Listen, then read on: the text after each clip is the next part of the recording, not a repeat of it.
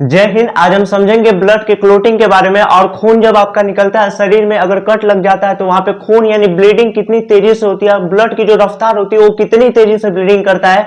और साथ ही आपने डॉक्टरी लाइन में यह भी देखा होगा कि जब पानी यानी सिलाइन की बोतल, आपको मरीजों को जब पानी और सिलाइन की बोतल चढ़ती है तो उस बोतल के अंदर आपने देखा होगा कि पूरा बोतल के पानी को नहीं चढ़ाते हैं, बल्कि आधे ही पे ही क्यों उसको रोक दिया जाता है।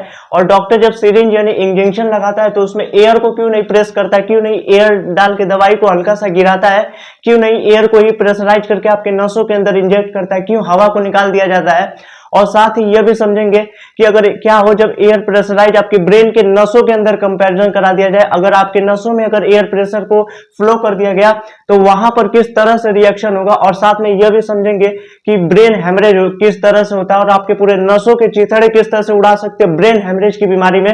और क्या हो जब हेपरिन को हम लोग रिएक्ट करा दे, ऑक्सीजन के कांटेक्ट में क्यों नहीं लेके आया जा सकता है। और रक्त का थक्का किस तरह से जमता है। अगर आपको लगता है कि केवल विटामिन के कारण होता है तो वीडियो के अंत तक बने रहना। आप भी कहेंगे कि विटामिन के की वजह से नहीं होता है, तो ये सारी जानकारी हम आपको एक ही वीडियो में दे देंगे। और साथ ही हीमोफोलिया नाम की बीमारी में किस तरह से ब्लड का जो होता है कट जाने पर खून जमेगा ही नहीं, ये सब क्या होता है, ये सब आप भी जानना चाहते हैं तो देखते रहिए इस वीडियो को शुरू से लेके अंत तक।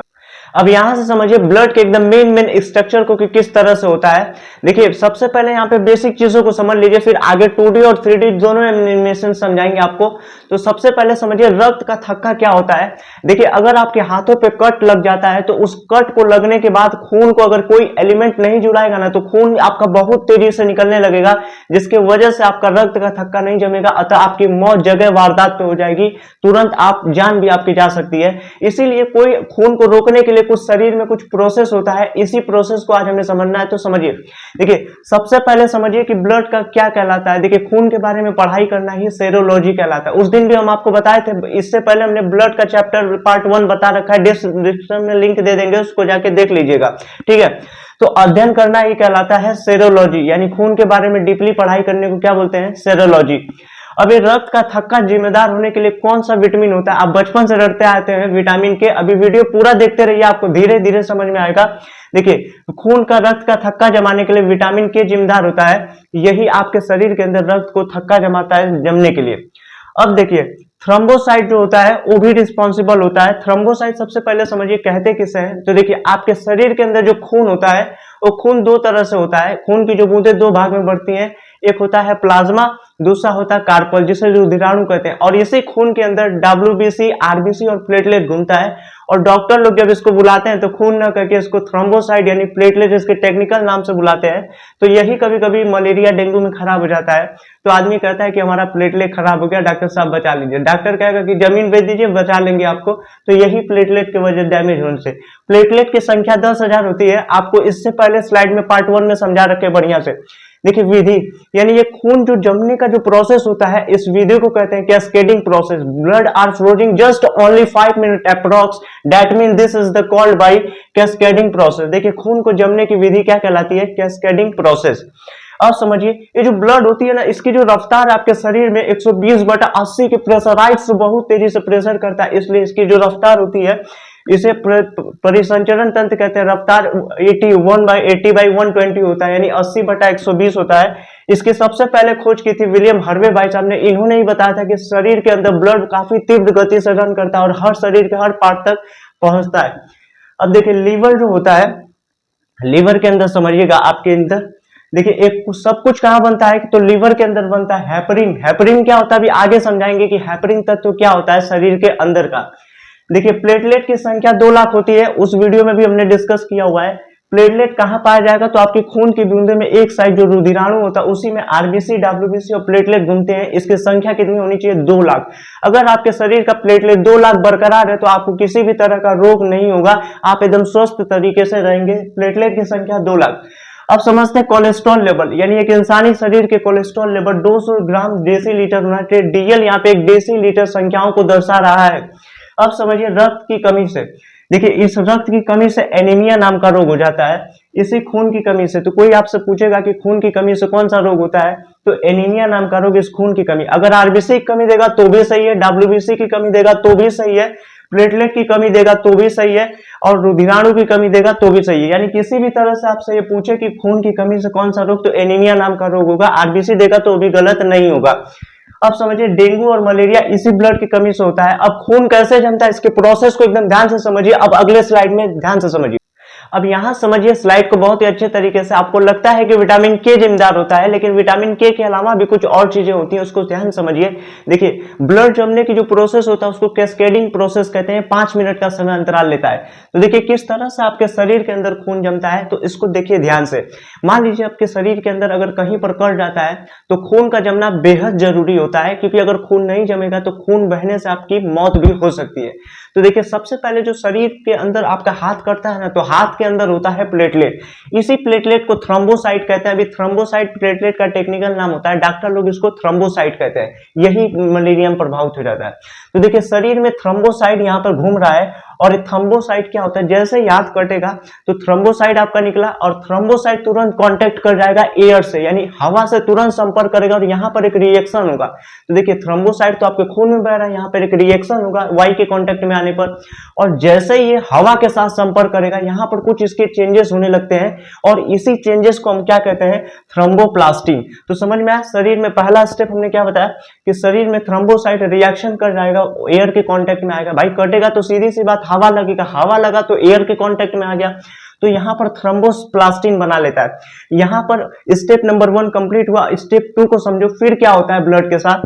ये जो थ्रोम्बोप्लास्टिन होता है ना, ये थ्रोम्बोप्लास्टिन क्या होता है, तुरंत शरीर के अंदर जितने भी कैल्शियम बह रहे हैं इधर उधर सबको पकड़ के अपनी तरफ लेता है। यानी थ्रोम्बोप्लास्टिन क्या हुआ, कैल्शियम को अपनी तरफ आकर्षित करता है, और जैसे ही कैल्शियम को ले लेता है और कैल्शियम को ले करके प्रोथ्रोम्बिन के साथ जाके दोस्ती कर लेता है। क्या बोला मैंने कि थ्रोम्बोप्लास्टिन कैल्शियम के कांटेक्ट में आ करके थ्रोम्बिन से दोस्ती कर लेता है, और ये जैसे ही थ्रोम्बिन से रिएक्शन करता है, रिएक्शन करने के बाद प्रोथ्रोम्बिन से तो क्या बन गया, थ्रोम्बिन।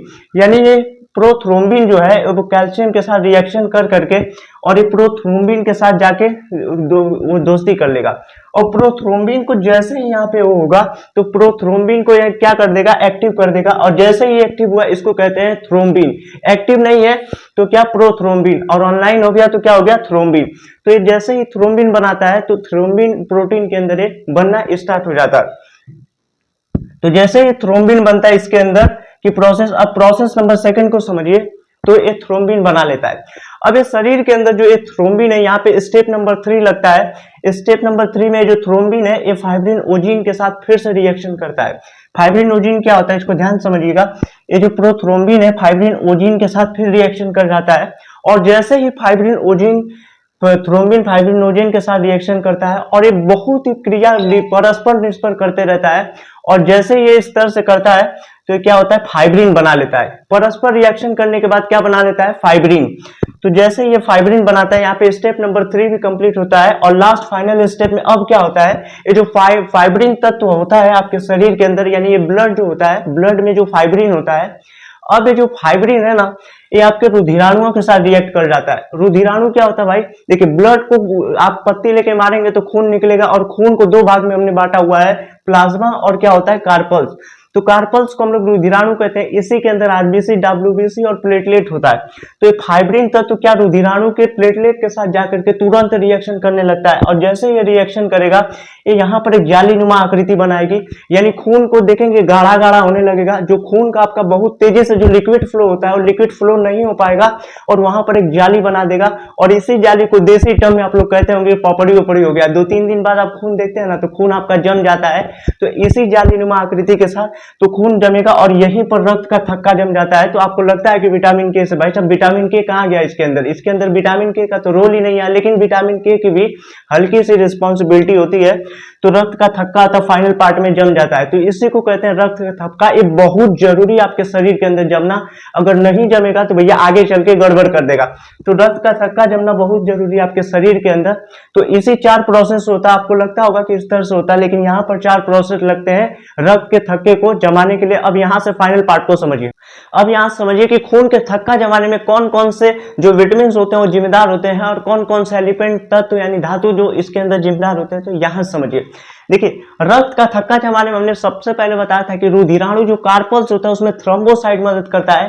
तो खून को जमाने के लिए रुधिराणुओं में कौन मदद करता है? तो क्या डब्ल्यूबीसी मदद किया था? क्या आरबीसी मदद करता है खून को जमाने में? तो आरबीसी भैया कहाँ किया था? हमने पहले ही स्लाइड में समझा था कि इसमें क्या होगा, प्लेटलेट, और प्लेटलेट को डॉक्टर लोग थ्रोम्बोसाइट के नाम से बुलाते हैं। तो बात करेगा कि शरीर में खून का कौन सा एलिमेंट भाग करता है, तो उसमें प्लेटलेट करता है आपके खून को जमाने में। और बात करते हैं प्रोटीन की, तो प्रोटीन यहाँ पे दो तरह का आपके शरीर के अंदर पाया जाता है, फाइब्रिनोजिन और प्रोथ्रोम्बिन। तो ये कहाँ पाया जाता है? तो शरीर का जो लिक्विड भाग होता है यानी तरल पदार्थ जो पानी की तरह बहता है उसको हम लोग क्या कहते हैं? प्लाज्मा। ये वर्ल्ड ब्लड का कितना होता है? 60% भाग होता है। तो यही चीज क्या होता है? फाइब्रिनोजन और प्रोथ्रोम्बिन, ये दोनों प्रोटीन में, ये प्रोटीन मदद किए। अब तत्व में बात करते हैं कि कौन सा तत्व है। तो तत्व में देखिए हमने अभी आपको बताया था कि कैल्शियम तत्व रिएक्शन करता है, और कैल्शियम तत्व जो धातु में कैल्शियम, ये भी रिएक्ट करता है ब्लड को बढ़ाने में, ब्लड को जो जमाने में, फ्रोजिंग करने में, इसका भी बहुत महत्वपूर्ण योगदान है। अब आपने देखा होगा कि विटामिन के, आपने देखा होगा कि विटामिन के का भी महत्वपूर्ण योगदान होता है रक्त को जमाने में। बस आप लोग यही याद करते हैं। तो भैया ये तो बहुत छोटा सा चीज है, इतनी प्रोसेस लगती है, और विटामिन के भी जिम्मेदार होता है रक्त को निर्माण। तो आपसे पूछेगा कि ब्लड को निर्माण होने के लिए बहुत जरूरी ये सारी चीजें हैं। अब यहाँ पर इसको समझिए कि आपके शरीर के अंदर देखिए कट जाए तो ब्लड का बहुत तरीके से जमावना होना भी जरूरी है, जमना भी। और ये ब्लड आपके शरीर के अंदर जमना जरूरी नहीं है। अगर देखिए क्लॉटिंग, जो ब्लड क्लॉटिंग है, ये अगर आपके शरीर के अंदर हो गया तो चीथड़े उड़ा देगा आपके पूरे नसों का। तो इसीलिए ये आपके शरीर के अंदर नहीं जमना चाहिए, और शरीर के बाहर कटे तो भैया जमना भी चाहिए। देखिए इस विडंबना देखिए भारत के कितना तरीके से है, यानी भगवान ने कितने अच्छे तरीके से इक्वेशन बैलेंस करके बनाया हुआ है कि आपके शरीर के अंदर तुरंत कट जाए तो ब्लड जमना भी चाहिए, और शरीर के नसों के अंदर रहे तो ब्लड जमना भी नहीं चाहिए। अगर मान लीजिए खून अगर जम गया आपके शरीर के अंदर ही, तो आप ऐसे भी मर जाएंगे। इसीलिए खून जमे नहीं, इसके अंदर एक एंटी क्लॉटिंग लगा दिया जाता है जिसको कहते हैं हेपरिन। देखिए हेपरिन जो होता है आपके शरीर के अंदर ब्लड को जमने नहीं देता है, सब पर भारी पड़ता है। इन सभी रुधिराणु, कार्पल, प्लेटलेट, फाइब्रिनोजिन सब पर भारी पड़ता है, यानी खून को जमने नहीं देता है आपके शरीर में। अतः आपके शरीर का जो संचालन होता है वो काफी सुव्यवस्थित ढंग से चलता रहता है। तो कभी जमने ही नहीं देगा आपके शरीर में खून को। तो इसीलिए इस हेपरिन को इस तरह से ट्रेनिंग दिया गया है कि भैया खून को जमने नहीं देता है। लेकिन देखिए हेपरिन के साथ खराबी है, जैसे ही इसको हवा लग गया, यानी एयर के कांटेक्ट, यानी ऑक्सीजन वायु के संपर्क में आने पर ये जो हेपरिन होता है ये तुरंत जो एक खत्म हो जाएगा, यानी हेपरिन की जीवन काल समाप्त हो जाती है, तुरंत मर जाता है। जैसे इसको हवा लग जाती है तो एक्टिव से अनएक्टिव हो जाता है, काम करना बंद कर देता है हेपरिन। तो देखिए आपको चोट लगेगी तो जेन्युइन है, खून निकला तो एयर के कांटेक्ट में आ गया, और जैसे ही आया एयर के कांटेक्ट में, मर गया हेपरिन, तो खून तुरंत जम जाएगा। अगर शरीर के अंदर समझ लीजिए ऑक्सीजन, कई बार क्या होता है कि ब्रेन के ऊपर काफी तीव्र गति से चोट लगती है, और ब्रेन की नसों में हेपरिन तो हर जगह एक्टिव है, खून को जमने नहीं देगा, और चोट लगेगी तो वहां पे हवा पहुंच जाता है, हल्का सा ब्रेन के अंदर हवा पहुंचा तो हेपरिन मर जाएगा, और ये सारे तत्व एकदम भारी पड़ जाते हैं। अतः आपके शरीर के ब्रेन के नसों में भी क्लॉट कर सकता है, वहां पर भी खून को जमा देगा, और जैसे ही खून को जमाएगा, और ब्लड की स्पीड 80/120 होती है, मारेगा कि पूरा चिथड़ा उड़ा देगा आपके पूरे ब्लड का, और यहीं पर क्लोटिंग करेगा और नसों को फाड़ देगा। इसी नस को फाड़ने को ब्रेन हेमरेज कहते हैं। ये हेमरेज होने के लिए कौन सा विटामिन जिम्मेदार है? तो भैया कहेगा रुधिराणु तो भी सही है, प्लेटलेट तो भी सही है, फाइब्रिनोजिन तो भी सही है, कैल्शियम तो भी सही है, हेपरिन तो भी सही है, विटामिन के तो भी सही है। तो ब्लड को देखिए आपके शरीर में जो हेमरेज कराने के लिए जो विटामिन जिम्मेदार होते हैं वो हेपरिन भी जिम्मेदार होता है। हेपरिन तो रोक करके रखता है, लेकिन प्रोथ्रोम्बिन, विटामिन के, ये सारे लोग क्या है आपके शरीर के अंदर ब्रेन हेमरेज कराने में जिम्मेदार है। तो दोस्तों इससे पहले ब्लड का टॉपिक भी दे देंगे, डिस्क्रिप्शन में उसका लिंक दे देंगे, उसको भी देख लीजिए। और इस वीडियो के अंतिम अंतराल तक जुड़े रहने के लिए आपका सादर दिल से कोटि कोटि धन्यवाद।